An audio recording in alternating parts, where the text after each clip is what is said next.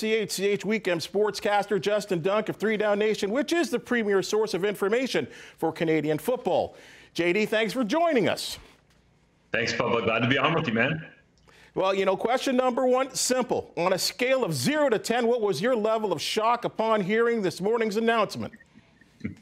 Well, I would imagine many around Canada were shocked and probably would say 10. Mine would be lower. To be quite honest, I'd say 0. I had heard that there were discussions going on behind the scenes with the CFL and the XFL.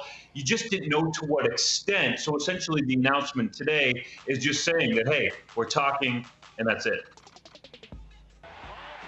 You know what, Justin, the second biggest shock for me was coming to the conclusion that the CFL Players Association were caught off guard by today's announcement.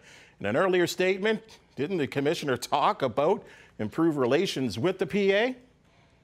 He did, and it should be said on that note, Bubba, I spoke to Randy Ambrosie exclusively today, and he told me that he called the CFL Players Association, President Solomon Elimimian and Brian Ramsey, delivered the news to them before it hit online and everywhere else. It just didn't get out to the membership because the Players Association wanted to collect themselves before they sent out a memo, which I've just obtained, and Elimimian supports any initiative to grow the game, including this one with the XFL.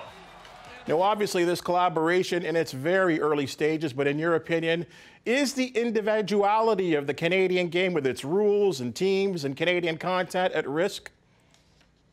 It very well could be, but it might be for the betterment of the long-term economic viability of the league overall, Bubba. And I say that because we know the financial ground, the uncertainty that they were on, especially coming off a year where they didn't play in 2020 due to the COVID-19 pandemic. They lost somewhere between $60 and $80 million.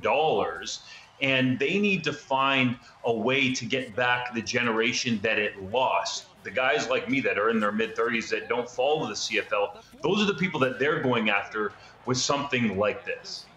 Well, this is certainly one that we're following for a long time. Let's hopefully get a season back going. Whatever happens with the XFL and CFL, we'll look to you for all the information and certainly all the hot topics and answers. Thanks for joining us, Justin. Thanks, man. Appreciate it.